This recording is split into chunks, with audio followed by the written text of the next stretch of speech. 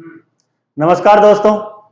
REET level second में history को लेकर अभी हमने पिछली क्लासों के अंदर पहला जो इसका टॉपिक था सिंधु सभ्यता पढ़ा। अब इसके बाद का हमारा जो अगला टॉपिक होगा वो होगा वैदिक संस्कृति। देखिए, वैदिक संस्कृति कह सकते हो आप या वैदिक सभ्यता कह सकते हैं। वैदिक सभ्यता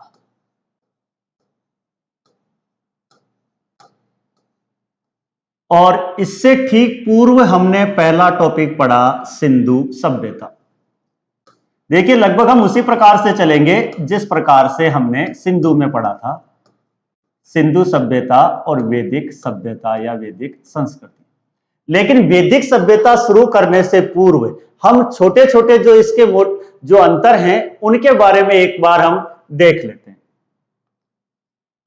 कि मुख्यतः वैदिक सभ्यता और सिंधु सभ्यता में क्या अंतर है। फिर हम शुरुआत वहीं से करेंगे जहां से हमने सिंधु की शुरुआत की थी, नामांकन से, इसकी उत्पत्ति से, इसके विस्तार से, इसके निर्माताओं से।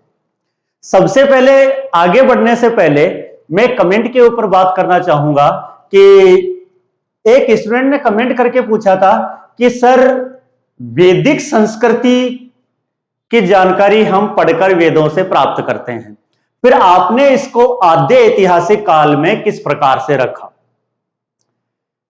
देखिए, मैंने इतिहास की आपको परिभाषा बताई थी, उसमें आपको बताया था कि इतिहास लिखा हुआ होना चाहिए, पढ़ा हुआ होना चाहिए और समझा हुआ होना चाहिए। और वैदिक संस्कृति के जो साहित्य हमें प्राप्त है वो अभी तक पूरी तरह से समझा हुआ नहीं। रही बात वेदों की, तो वेदों को अपौरुषीय रचना मानी जाती है, यानी वेदों के जो निर्माण है वो ईश्वर के दिव्य ज्ञान से हुआ है, जिसके प्रमाण नहीं मिलते हैं। इसीलिए हाँ, ये अलग बात है कि प्रत्येक ऋषि मंडल ने दूसरे से लेकर 7वें मंडल की रचना ऋग्वेद में की है, उसकी बात हम आगे करेंगे। इसीलिए समझे हुए नहीं होने के कारण हम वैदिक सभ्यता को आद्य ऐतिहासिक काल में रखते हैं, ना कि ऐतिहासिक काल में। ऐतिहासिक काल की शुरुआत वैदिक काल के पश्चात 600 बीसी से, यानी हम इसे बौद्ध काल से इसकी शुरुआत मान सकते हैं। अब हम हमारे टॉपिक पर आगे बढ़ते हैं और बात करते हैं सिंधु सभ्यता और वैदिक सभ्यता में मुख्यतः जो मोटे मोटे अंतर थे वो क्या थे। सबसे पहला अंतर,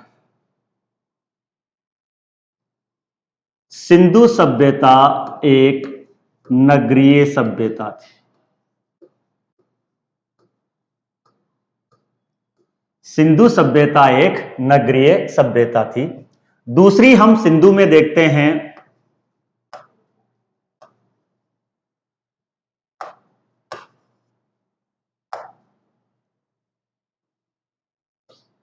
प्रमुख जो व्यवसाय था वो क्या था, कृषि। प्रमुख जो व्यवसाय था वो यहां पर था कृषि। तीसरी हम देखें इसका समाज,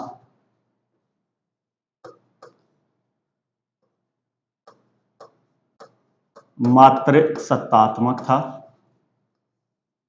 यहां की अगर मैं बात करूं, परिवार एकल परिवार था।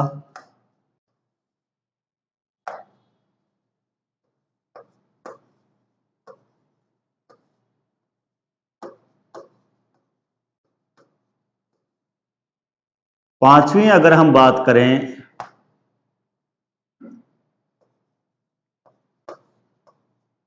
लोहे का ज्ञान नहीं था। मैंने कहा था ना, शांतिपूर्ण सभ्यता थी, तो लोहे का ज्ञान नहीं था। छठे नंबर पर मैं इसकी बात करूं तो घोड़ा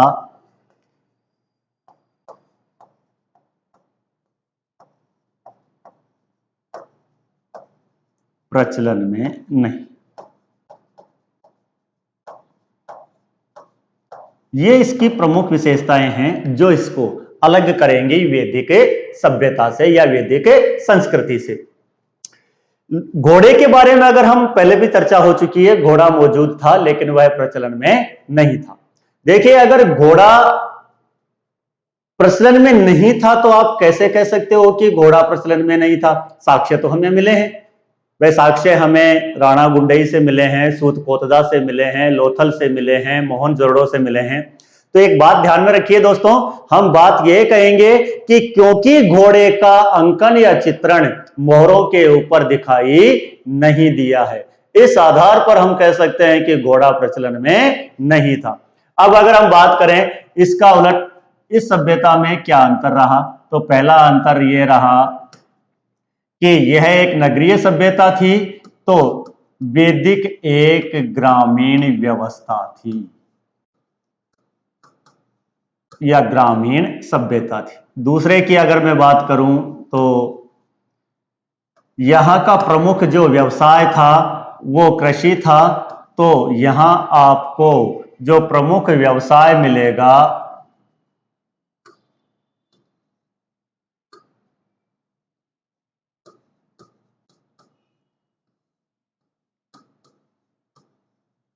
वो मिलेगा पशुपालन।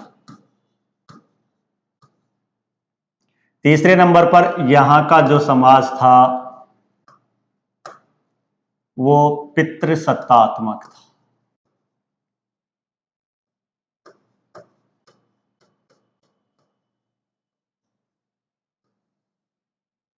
चौथे नंबर पर अगर हम बात करते हैं, जहां पिता की चलती है वहां का जो परिवार होगा वो होगा संयुक्त परिवार।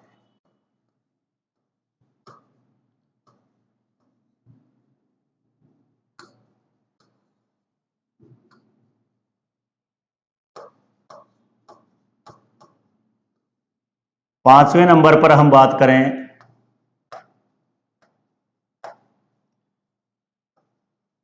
लोहा प्रयोग में। लोहे के प्रथम साक्ष्य हमें अंतररंजी खेड़ा, यूपी अंतररंजी खेड़ा से प्राप्त होते हैं, और नोहे और बटेसर के अंदर से भी हमें लोहे के साक्ष्य प्राप्त होते हैं। तो यानी हम कह सकते हैं कि वैदिक काल के अंदर लोहा जो था वो उपयोग में लेना शुरू कर दिया था। फिर हम छठे नंबर पर बात करते हैं, तो हम देख सकते हैं कि घोड़ा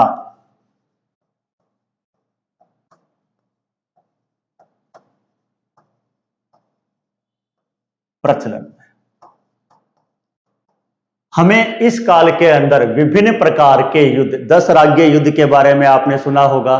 पौरुषणी नदी के तट पर ऋग्वैदिक काल के अंदर भरत जन के राजा सुदास और 10 अनार्य राजाओं के बीच में, यानी इस काल से हमें युद्धों की जानकारी मिलना शुरू हुई। और उसी लिए हमने आगे जो बात की कि लोहा इस काल के अंदर उपयोग में आना शुरू हो चुका था। इससे हम आगे बढ़ते हैं। ये सिंधु सभ्यता के बारे में हमने पढ़ा था। इसमें से थोड़ा सा परिवर्तन आपको कौन से काल में दिखाई देगा? वैदिक काल के अंदर दिखाई देता है। अब हम आगे बढ़ते हैं और बात करते हैं वैदिक संस्कृति से संबंधित टॉपिकों की। सबसे पहले हम वैदिक सभ्यता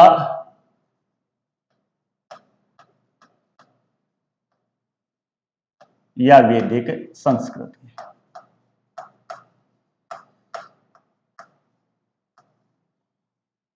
अगर हम इसकी शुरुआत करें कि वैदिक सभ्यता या वैदिक संस्कृति किसे कहा जाता है, यानी कि इसकी अगर मैं बात करूं सबसे पहले परिभाषा या सिंधु सभ्यता के अकॉर्डिंग बात करें हम, तो इसका नामकरण यानी कि इसको वैदिक संस्कृति क्यों कहा गया।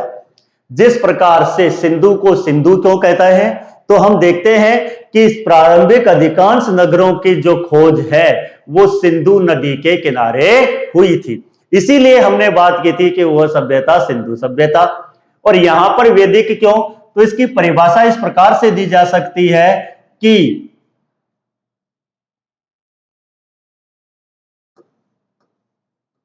जिस सभ्यता में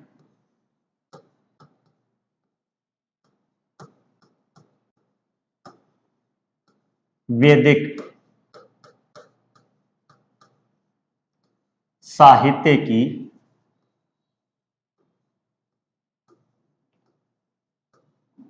रचना हुई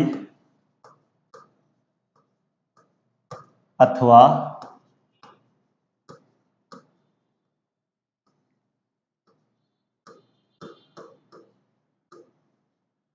वैदिक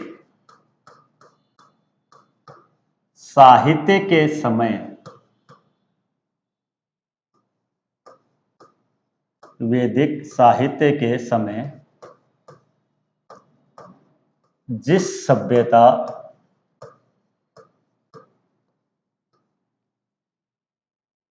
या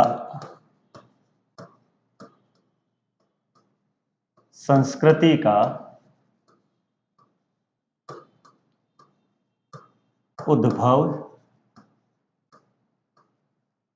उद्भव हुआ वह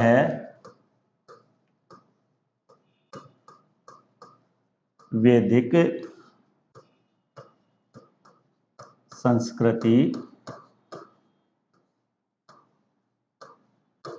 कहलाती है। ये दोस्तों इसकी परिभाषा होती है कि जिस सभ्यता में या जिस सभ्यता के समय वैदिक साहित्य अर्थात वेदों की रचना, वेद कितने हैं, उपवेद कितने हैं, ये सारी चर्चा हम आगे करेंगे जब हम वैदिक संस्कृति के सोर्स पढ़ेंगे। प्रत्येक वेद के बारे में हम अलग अलग अध्ययन करेंगे और फिर उसके जो उपवेद हैं उनके बारे में हम बात करेंगे, जो पुरोहित हैं उनके बारे में बात करेंगे, जो उनके अध्यक्ष हैं उनके बारे में बात करेंगे। वो सब आगे हम देखेंगे वैदिक संस्कृति के स्रोतों में। तो वैदिक साहित्य की रचना हुई अथवा वैदिक साहित्य के दौरान, जब वैदिक साहित्य के का हम रचना कर रहे थे, उस समय जो संस्कृति पनप रही थी या जो संस्कृति उत्पन्न हुई थी वह संस्कृति वैदिक संस्कृति कहलाती है। तो ये तो हुआ इसका नामांकन कि वैदिक संस्कृति आखिर कहते किसको है। अगर हम इससे आगे चलते हैं तो इस वैदिक संस्कृति का निर्माण करने वाला तो कोई ना कोई होगा। तो इसके निर्माता कौन थे? तो कहा जाता है कि वैदिक संस्कृति के निर्माता आर्य थे। वैदिक संस्कृति के निर्माता किनको कहा गया दोस्तों? आर्यों को कहा गया। अब ये आर्य थे कौन? सबसे पहला सवाल यही उठता है। देखिए, आर्यों की अगर मैं बात करूं, जैसे ही मैंने यहां पर ये शब्द लिखा या मैंने ये नाम बोला कि वैदिक संस्कृति के निर्माता आर्य थे, तो प्रत्येक जो पहली बार पढ़ रहा होता है उसके मन के अंदर ये बात जरूर उठती है कि आखिर आर्य या तो कोई व्यक्ति होगा या किसी जाति का नाम होगा या किसी धर्म का नाम होगा या फिर किसी गोत्र का नाम होगा। आर्य इन चारों में से कोई नहीं था। आर्य मात्र एक शब्द है, यानी आर्य जो था, आर्य मात्र एक क्या था? शब्द। और दोस्तों अगर शब्द है तो उस शब्द का कुछ क्या निकलेगा? अर्थ। और आर्य शब्द का अर्थ क्या निकलता है? श्रेष्ठ या उच्च। आर्य मात्र एक शब्द है और उस शब्द का अर्थ क्या निकलता है? श्रेष्ठ या उच्च। यानी आर्य जो नाम है उसका विभाजन धर्म, गोत्र, जाति या व्यक्ति के ऊपर नहीं किया गया है। फिर आर्य थे कौन? अब मैंने जैसे ही आपको ये बताया श्रेष्ठ या उच्च, तो किस क्षेत्र के अंदर उच्च थे? तो इसका जो आधार था, आर्य शब्द का जो आधार था, वो आधार था भाषा वर्ग। कौन सा वर्ग है? भाषा वर्ग।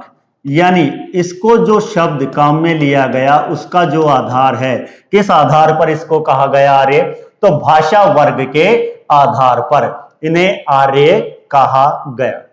आगे हम चलें, आगे हम बढ़ते हैं कि भाषा वर्ग पर किस आधार पर। तो इसके लिए एक लाइन कही जा सकती है कि एक ही भाषा बोलने वाले अथवा एक ही संस्कृति का पालन करने वाले या उच्च आचरण करने वाले लोग आर्य कहलाए। क्या बोला मैंने अभी? एक ही भाषा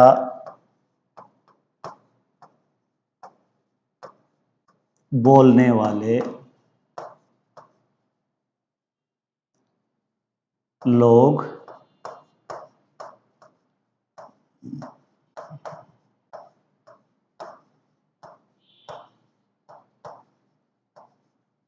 आर्य कहलाए। एक ही भाषा बोलने वाले श्रेष्ठ लोग जो एक ही प्रकार की संस्कृति अथवा या हम देखें तो एक ही प्रकार के देवों की उपासना करने वाले लोग, श्रेष्ठ आचरण करने वाले लोग, एक ही भाषा, बिल्कुल सुडौल शरीर वाले लोग, श्रेष्ठ आचरण करने वाले लोग, ये सभी लोग क्या कहलाए?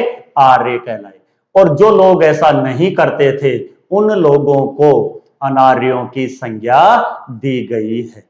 तो एक बार हम दोबारा देखें, वैदिक संस्कृति की हमने आज शुरुआत की। सबसे पहले हमने वैदिक संस्कृति और सिंधु सभ्यता जो हमारा पिछला टॉपिक था, इनमें मोटे मोटे अंतर को देखा। फिर हमने इसकी परिभाषा देखी। तो वैदिक साहित्य के समय जो संस्कृति पनपी वो वैदिक संस्कृति कहलाई। वैदिक संस्कृति के निर्माता आर्यों को कहा गया। आर्य कोई जाति धर्म व्यक्ति नहीं था बल्कि मात्र एक क्या था? शब्द। और इस शब्द का अर्थ था श्रेष्ठ या उच्च। तो श्रेष्ठ या उच्च किसे कहा गया? तो एक ही भाषा बोलने वाले लोगों को श्रेष्ठ या उच्च कहा जाता है, तो वो आर्य कहलाते हैं। अब हमारा देखिए, हम जो भी पढ़ेंगे वो बिल्कुल सीढ़ी दर सीढ़ी, भाई इतिहास यही तो है, क्रमबद्ध रूप से अध्ययन करना ही इतिहास है। तो हम बिल्कुल सीढ़ी दर सीढ़ी पायदान पर चढ़ते चढ़ते इसको पढ़ते हैं। तो हम देखते हैं अगली चीज हमारे दिमाग में क्वेश्चन क्या बनेगा। तो अगली बार जो हमारा जो क्वेश्चन बनता है वो हम यहां से शुरू करते हैं कि आर्य थे कौन? भाई आर्य है, आर्य थे जिन्होंने की संस्कृति का निर्माण किया। तो सवाल उठेगा कि आखिर ये आर्य कौन थे, या ये आर्य कहां से आए थे, या इनको ये भारतीय थे या विदेशी थे। अब देखिए दोस्तों, प्रत्येक अच्छी चीज से हर व्यक्ति अपना रिश्ता जोड़ने की कोशिश करता है।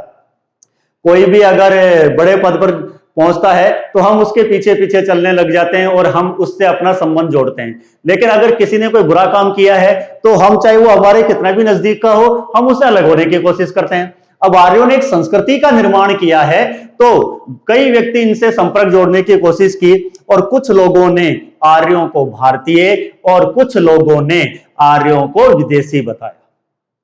कुछ लोग इनको भारतीय मानते हैं और कुछ लोग इनको विदेशी मानते हैं। अब इसमें आर्यों की उत्पत्ति, हमारा जो अगला पड़ाव होगा वो है आर्यों की उत्पत्ति। अभी हमारी बात हुई कि आर्य आर्य जो थे वो कहां से आए या इनका मूल निवास स्थान कौन सा है। तो अगर हम इसकी बात करें तो आर्यों के मूल निवास स्थान में दो मत हमें दिखाई देते हैं। कुछ लोग तो हैं जो आर्यों को भारतीय मानते हैं। भाई पहला जो हमारा मत है वो है क्या कि आर्य कौन थे? भारतीय थे, या भारत में इनकी उत्पत्ति हुई थी। अब भारतीयों के अंदर भी अलग अलग लोगों ने अलग अलग रूप से इनकी चर्चा की है। तो यहां मैं कुछ मतों की बात करता हूं जिन्होंने की अपने अपने मत दिए हैं। पहला मैं मत बात करूंगा डॉक्टर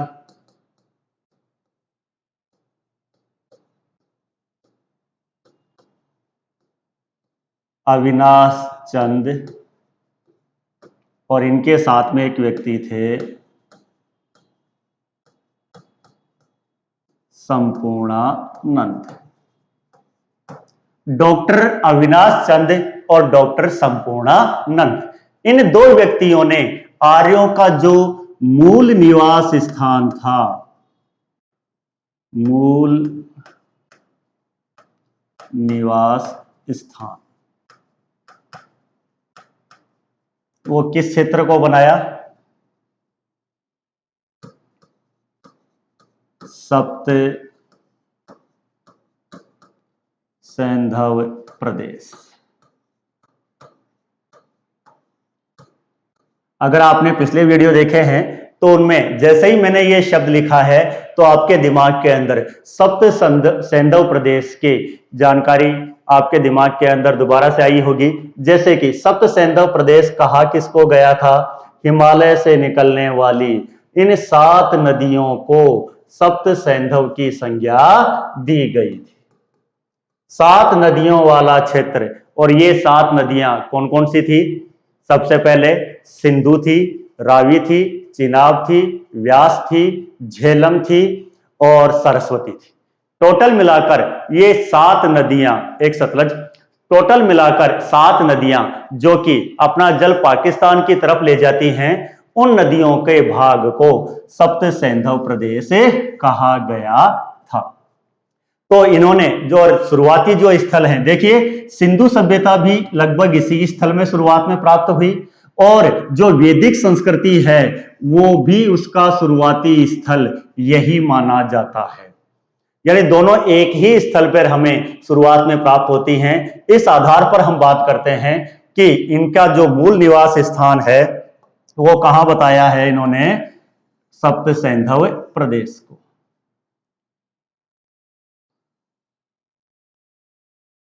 आगे बढ़ते हैं। सप्त सैंधव प्रदेश यानी सप्त सैंधव प्रदेश कहा किसको गया? तो हम कह सकते हैं सिंधु व सहायक नदियों का क्षेत्र।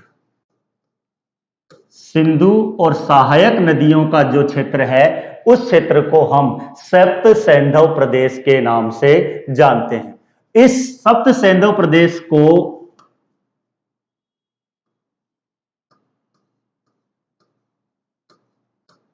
देवकृत योनि भी कहा गया। देवकृत योनि भी कहा गया, यानी यहां पर देवताओं का जन्म स्थान माना जाता है। तो यह विचार है डॉक्टर अविनाश चंद और संपूर्णानंद का। अगला जो हमारा मत है वो है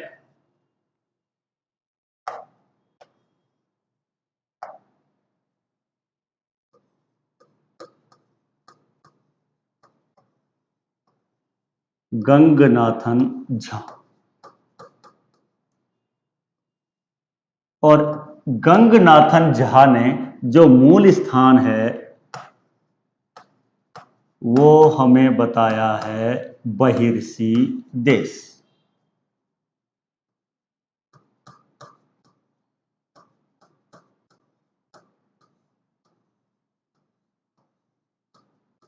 बहिर्सी देश। जिस प्रकार से अविनाश चंद और संपूर्णानंद कहते हैं कि मूल स्थान सप्त सैंधव है, उसी प्रकार से गंगनाथन झा का विचार है कि इनका मूल स्थान बहिर्सी देश। बहिर्सी देश यानी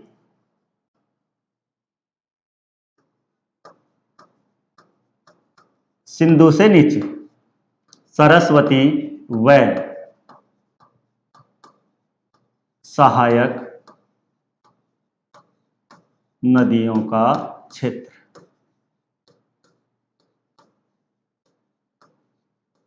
सरस्वती और सहायक नदियों का क्षेत्र जिसे कि बहिर्षि देश के तौर पर जाना जाता है। सरस्वती नदी वही है जो हिमालय से निकलकर आपके राजस्थान में होती हुई बहती थी। जैसलमेर, हनुमानगढ़, गंगानगर से होती हुई जोधपुर, जैसलमेर से यह कच्छ के रण की तरफ जाती थी, जो आगे चलकर जिसका स्थान पर घग्गर नदी बहने लगी। इसकी चर्चा हम आगे करेंगे जब हम कालीबंगा पढ़ेंगे कि कालीबंगा सभ्यता में दोनों ही नदियों का उल्लेख आपको दिखाई देता है। उसके बाद में मैं बात करता हूं तीसरा जो मत है डॉक्टर राजबली पांडे। डॉक्टर राजबली पांडे। और इन डॉक्टर साहब ने इसका जो मूल स्थान है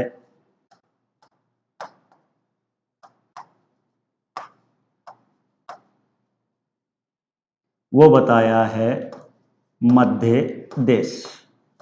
मध्य देश यानी यूपी और एमपी वाला जो क्षेत्र है उसकी चर्चा की। तो हमने भारतीय मतों के अंदर 3 मत पढ़े। डॉक्टर अविनाश चंद्र और संपूर्णानंद ने बताया है कहां पर, सप्तसैंधव जो कि सिंधु और सहायक नदियों का क्षेत्र है। गंगनाथन झा ने बहिर्षि देश जो सरस्वती और उसकी सहायक नदियों का क्षेत्र है। राजबली पांडे ने बताया है मध्य देश यानी बीच वाला क्षेत्र। इससे हम आगे बढ़ते हैं और फिर हम 3 और मतों की बात करेंगे जो कि भारतीय मत को पुष्ट करने का प्रयास करते हैं। अब ये 3 मत कौन कौन से हैं? तो सबसे पहला जो हम बात करेंगे चौथे मत की, वो है DS. Trivedi. DS. Trivedi. DS. Trivedi साहब ने इनका जो मूल स्थान है वो बताया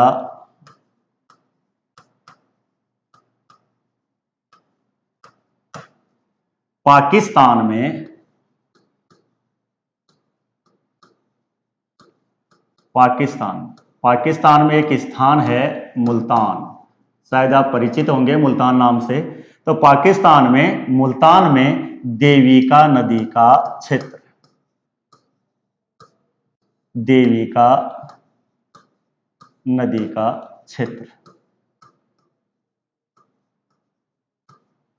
देविका नदी का क्षेत्र जो कि वर्तमान में पाकिस्तान के मुल्तान में पड़ता है। एक और विद्वान हैं जिनकी हम चर्चा यहां करते हैं, उनका नाम है एल.डी. कल।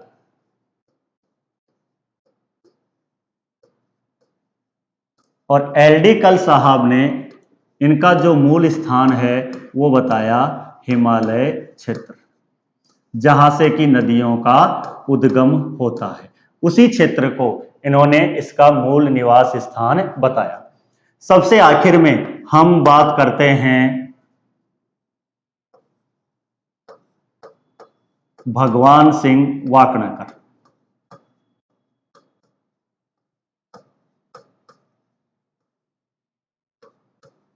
जो भारतीय मत हैं उनमें हम आखिरी व्यक्ति की अगर बात करें तो उनमें हमें दिखाई देते हैं भगवान सिंह वाकणकर।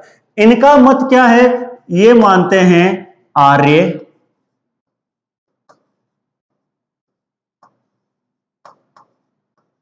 भारतीय थे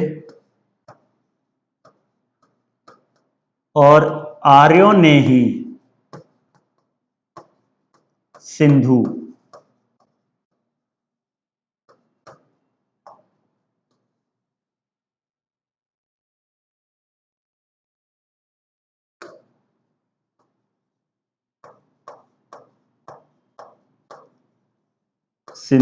व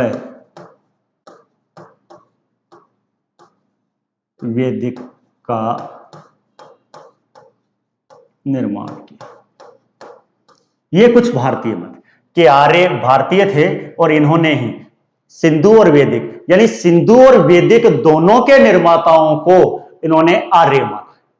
दोनों ही सभ्यताएं अलग अलग द्वारा बसाई हुई नहीं थी, बल्कि यह दोनों ही सभ्यताएं आर्यों के द्वारा बसाई गई थी। एक आखिरी जो इसके अंदर मत को हम शामिल कर सकते हैं, काफी इंपॉर्टेंट है,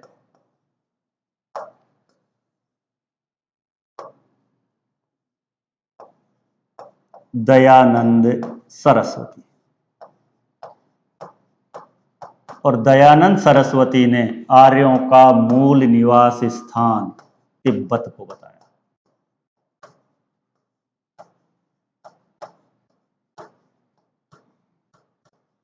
ये कुछ भारतीय विद्वान हैं जिन्होंने की अलग अलग मत प्रतिपादित किए हैं। डी.एस. त्रिवेदी ने पाकिस्तान मुल्तान देविका नदी का क्षेत्र, एल.डी. कल ने हिमालय का क्षेत्र, भगवान सिंह वाकणकर ने भारतीय बताए और सिंधु और वैदिक के निर्माता बताए, दयानंद सरस्वती ने तिब्बत जो कभी भारत का ही हिस्सा हुआ करता था। इसको अगर हम ध्यान से देखते हैं दोस्तों तो हमें एक पता चलता है कि ये जो जितनी भी लोग बातें कर रहे हैं वो इसी क्षेत्र की कर रहे हैं। भाई नीचे आपके विंध्याचल पर्वत और इधर आपका हिमालय, और ये जो सभ्यता विकसित हुई ये शुरुआत में इसी पाठ के अंदर विकसित हुई। तो जितने भी लोगों ने बात की, जैसे कि अविनाश चंद्र संपूर्णानंद ने बात की, तो ऊपर सिंधु को ले लिया। नीचे की अगर मैं बात करूं, बहिर्षि देश बता दिया, गंगनाथन झा ने, एल.डी. कल ने यहीं से उद्गम स्थल को बता दिया। अगर हम बात करें आखिरी हिस्से पर चले गए, डी.एस. त्रिवेदी चले गए। अगर राजबली पांडे ने बात की तो इस हिस्से की, यानी लगभग वही हिस्सा जहां पर कि ये शुरुआत में विकसित हुई है, सभी विद्वानों ने उसी को अपना आधार बनाया। अगर हम आगे चलें तो विदेशी मत को अगर हम चर्चा करेंगे तो हम देखेंगे कि ये विदेशी मत कहां से कहां तक थे, या किस विद्वान ने किस आधार पर अलग अलग मतों को प्रतिपादित किया है। अगर मैं बात करूं विदेशी मतों की, तो विदेशी मतों में सबसे पहला नाम ही एक भारतीय विद्वान का आता है। अगर हम बात करें विदेशी मत,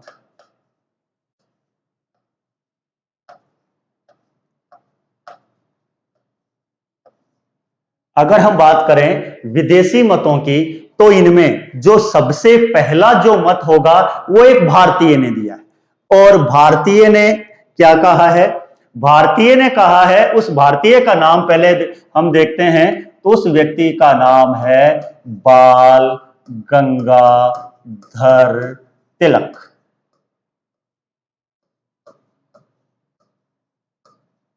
बाल गंगाधर तिलक। बाल गंगाधर तिलक ने आर्यों का जो मूल स्थान है, वो मूल स्थान किसको बताया? उत्तरी ध्रुव को। बाल गंगाधर तिलक ने आर्यों का मूल स्थान बताया उत्तरी ध्रुव को। और इनकी एक बुक आई, उस बुक का नाम भी आप लोगों को ध्यान में रखना है, और बुक का नाम क्या है? Aryans architect home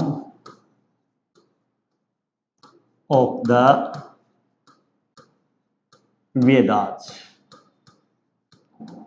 Aryans architect home of the Vedas. अब एक भारतीय द्वारा एक श्रेष्ठ वर्ग को विदेशी बताने के पीछे कोई मोटा कारण होना चाहिए। अब ये मोटा कारण कहते क्या हैं? इन्होंने, बाल गंगाधर तिलक ने अपनी इस पुस्तक Aryans architect home of the Vedas, Aryans यानी आर्य, आर्किटेक्ट यानी वास्तुकार, होम यानी घर, और ये वेदों के यानी वेदों के घर के तौर पर इन्होंने बात की है। और इस आधार पर ये क्या कहते हैं? ये कहते हैं कि आर्यों ने ऋग्वेद की रचना तो इस सप्त सैंधव प्रदेश में आकर की। कौन से वेद की रचना की दोस्तों? ऋग्वेद की रचना इस सप्त सैंधव प्रदेश में आकर की। लेकिन इस ऋग्वेद में इन्होंने दीर्घकालीन ऊष्मा का वर्णन किया है। दीर्घकालीन ऊष्मा क्या कहते हैं ये? कि आर्यों ने ऋग्वेद की जो रचना है वो तो यहां आकर की, और यह प्रदेश मैंने आपको कौन सा बताया? 7 नदियों वाला क्षेत्र सप्त सैंधव प्रदेश बताया, इसमें आकर की। लेकिन इस ऋग्वेद में इन्होंने दीर्घकालीन ऊष्मा, लंबे समय तक रहने वाली ऊष्मा का वर्णन किया है। यानी हम कह सकते हैं 6 महीने का दिन और 6 महीने की रात, इस प्रकार का विवरण इन्होंने इस ऋग्वेद में किया है। और ऐसा केवल ध्रुवों पर होता है। ऐसा केवल कहां होता है? ध्रुवों पर होता है, कि 6 महीने का दिन और 6 महीने की रात। जब सूर्य कर्क रेखा के ऊपर 23.5 पर सीधा चमकता है, तो दक्षिणी ध्रुव पर 6 महीने की रात और उत्तरी ध्रुव पर 6 महीने का दिन। यही सूर्य जब मकर रेखा पर चमकेगा, तो उत्तरी ध्रुव पर 6 महीने की रात और दक्षिणी ध्रुव पर 6 महीने का दिन। ये बातें हम सब जानते हैं। और इसी आधार पर यह कहते हैं कि आर्यों ने अपने मूल स्थान की विशेषता का वर्णन ऋग्वेद में किया है। इसी कारण इनके अनुसार आर्यों का जो मूल स्थान था वो किस जगह था? उत्तरी ध्रुव में था। इससे हम आगे बढ़ते हैं अगले मत की तरफ। ये सारे प्रश्न पूछे गए हैं, वही मैं आपके साथ में डिस्कस कर रहा हूं। अगर मैं बात करूं अगले विद्वान का, तो उन अगले विद्वान का नाम है गाइल्स। अगले विद्वान का नाम है गाइल्स। अब गाइल्स का विचार क्या है? इन्होंने आर्यों का मूल स्थान कहां बताया दोस्तों? हंगरी। हंगरी, और हंगरी में डेन्यूब नदी का क्षेत्र, डेन्यूब नदी का क्षेत्र।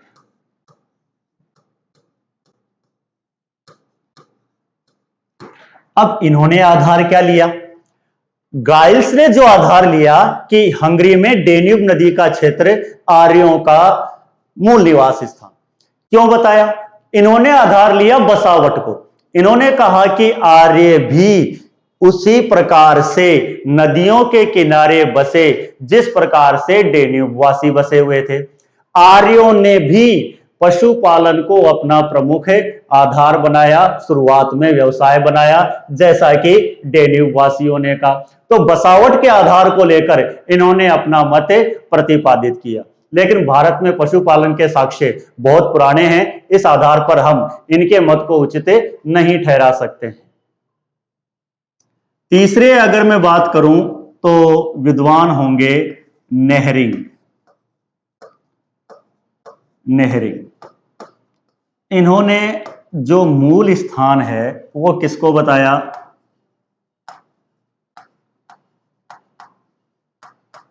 इन्होंने मूल स्थान बताया दक्षिणी रूस को। दक्षिणी रूस को। इनका भी एक अपना तर्क है। ये क्या कहते हैं? इन्होंने जो आधार लिया वो है मृद भांडों को। दक्षिणी रूस से एक स्थान पर खुदाई के दौरान लगभग 30,000 मृद भांड प्राप्त हुए हैं, और ये जो मृद भांड हैं ये सारे के सारे उसी प्रकार के हैं जिस प्रकार के आपके आर्य उपयोग में लेते थे। उसके आगे अगर हम चलते हैं तो विद्वान हैं, 3 विद्वानों के नाम हैं पेनका, हर्ट और सच। पेनका, हर्ट और सच। इन 3 विद्वानों का कथन क्या है कि इन 3 विद्वानों ने जो मूल स्थान है वो बताया जर्मनी। इन 3 विद्वानों ने जो मूल स्थान आर्यों की उत्पत्ति का बताया वो कहां बताया? जर्मनी में स्कैंडिनेविया का क्षेत्र।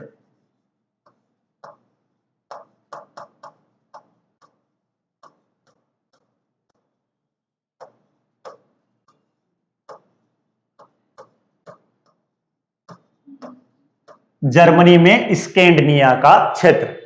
किस आधार पर? अब इनका जो आधार था वो शारीरिक बनावट को लेकर था और परतंत्रता को लेकर था। इनके अनुसार इन्होंने जो आर्यों के जैसी बनावट, शारीरिक बनावट थी वो जर्मनी वासियों के या स्कैंडिनेविया वासियों से मेल खाती थी। जैसे आर्य लंबे और तगड़े बलिष्ठ हुआ करते थे जैसे कि स्कैंडिनेविया वासी। स्कैंडिनेविया वासियों जैसे आर्यों का रंग गोरा हुआ करता था, उनके सर के बाल भूरे हुआ करते थे। अब सवाल ये उठता है, तो क्या जरूरी है क्या कि भाई यहां से ही लोग भारत आए हों? इसका उल्टा भी तो हो सकता है कि भारतीय लोग ही स्कैंडिनेविया पहुंचे हों। तब विद्वान, वहां के विद्वान या पेनका, हर्ट और सच कहते हैं कि जर्मनी के स्कैंडिनेविया वासी कभी किसी के परतंत्र नहीं रहे हैं, यानी उन्होंने ही अपने यहां से बाहर जाकर किसी दूसरे क्षेत्र के ऊपर साम्राज्य स्थापित किया या वहां के जमीन पर अधिकार किया। तो इस आधार पर यह कहा जाता है। लेकिन भारतीय मत वाले लोग इस बात का विरोध इस आधार पर करते हैं कि भारत की द्राविड़ जनजाति के लोगों के सर के बाल भी भूरे होते हैं। और भारतीय जो द्राविड़ जनजाति है वो पूरी तरह भारतीय, उसमें किसी विदेशी तत्व का मिश्रण नहीं है। एक और विद्वान की अगर मैं इसमें बात करूं तो उनका नाम है एडवर्ड मेयर। एडवर्ड मेयर, और इन्होंने मूल स्थान बताया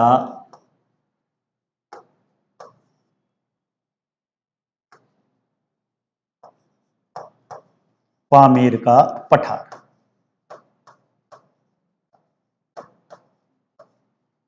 पामीर का पठार। तो ये कुछ विदेशी मत थे जो हमने देखे।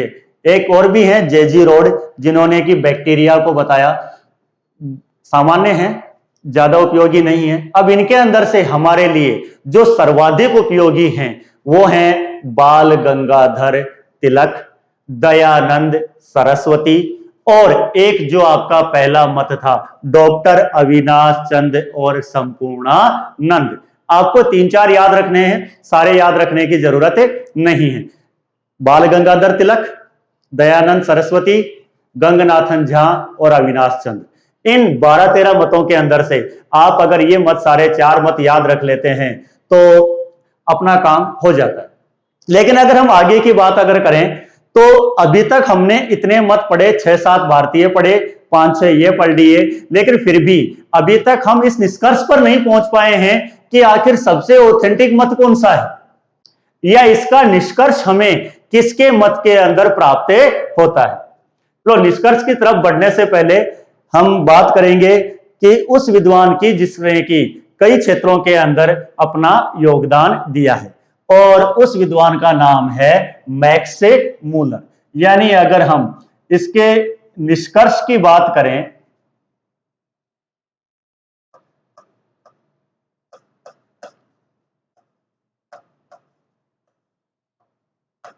अगर हम इसके निष्कर्ष की बात करें तो इसका निष्कर्ष जो हमें दिया वो दिया मैक्स मूलर। और इस मैक्स मूलर के साथ और भी व्यक्ति हैं, ब्राइंस्टीन हैं, प्रोफेसर सेयस हैं। इन लोगों का एक मत है, और इनका जो मत है उनके अनुसार आर्यों का मूल निवास स्थान मध्य एशिया था। आर्यों का मूल निवास स्थान या मूल स्थान जो था वो था मध्य एशिया।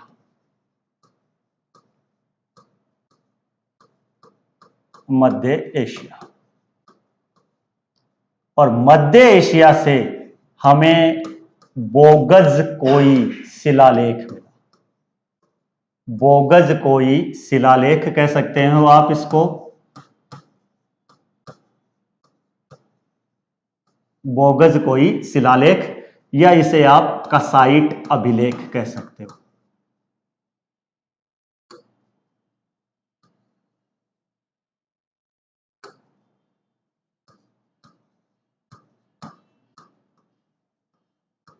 कसाइट अभिलेख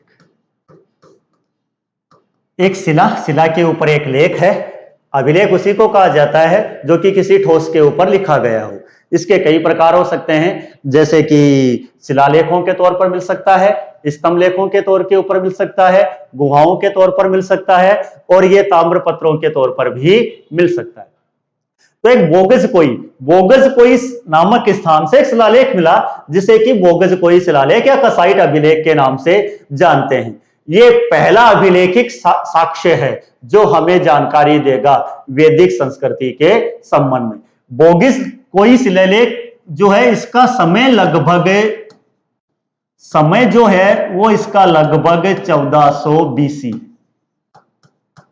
ये वर्तमान में यूराल पर्वत, कजाकिस्तान में यूराल पर्वत की तलहटी में जो घास के मैदान हैं वहां से हमें प्राप्त होता है, जिसका कि समय लगभग 1400 बीसी या ईसा पूर्व के समय माना जाता है। इस बोगज कोई शिलालेख में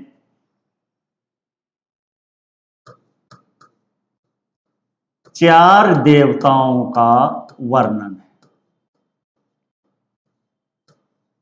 चार देवताओं का वर्णन है जो आगे चलकर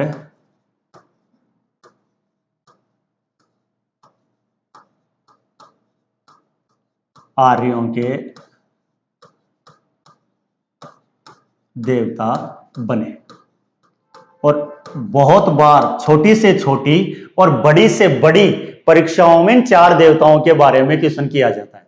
और हमेशा क्वेश्चन यही होता है कि या तो उनको एक पेयर में जचाया जाता है कि कौन सा देवता या कौन से देवता इसमें थे या कौन सा ग्रुप ये सही है। और ये देवता कौन कौन से थे? इंद्र, मित्र, वरुण, इनकी चर्चा हम करेंगे आगे अलग अलग। वरुण और नास्ते, ये 4 देवता जो कि बोगस कोई शिलालेख में उल्लेखित है, जो आगे चलकर हमें आर्यों के प्रमुख देवताओं के तौर पर भी दिखाई देंगे। अब इनमें से जो एक देवता है जिसके बारे में मैं एक सेकंड लूंगा आपसे कि नास्ते, नास्ते का उल्लेख हमें इतना नहीं मिलता है। तो नास्ते की पहचान जो है वो ऋग्वेदिक कालीन देवता अश्विनों से की गई है। अब ये बोगस कोई शिलालेख जो है वो इस बोगस कोई शिलालेख के अनुसार ये जो आर्य थे, इन आर्यों के 2 शाखाएं थी। मध्य एशिया के अंदर आर्यों की 2 शाखाएं थी। ये 2 शाखाएं कौन कौन सी थी? एक शाखा का नाम था हितानी और एक शाखा का नाम था मितानी। इन दोनों शाखाओं में संधि हुई विस्तार के लिए, एक दूसरे स्थान पर जाने के लिए, जिसमें से हितानी शाखा तो गई पश्चिम यूरोप में और जो मितानी शाखा थी वो आई पूर्व भारत। तो अगर हम निष्कर्ष के तौर पर बात करें तो आर्यों का मूल निवास स्थान मध्य एशिया माना जाएगा। आज हमारी जो बात हुई वो आर्यों की उत्पत्ति से संबंध में हुई। अगली क्लास के अंदर हम वैदिक संस्कृति को जानने वाले स्रोतों की चर्चा करेंगे, जिसमें कि हम बात करेंगे कि क्या पुरातात्विक साक्ष्य हैं या मृद भांडों के आधार पर हैं, साहित्य किस प्रकार से था, अभिलेखन की बात हो चुकी है। आर्यों से संबंधित पहला जो अभिलेख माना जाएगा वह बोगस कोई अभिलेख है जो कि कजाकिस्तान यूराल पर्वत की तलहटी में। आर्यों से संबंधित भारत में अभी तक कोई अभिलेखित साक्ष्य प्राप्त नहीं हुआ है। धन्यवाद।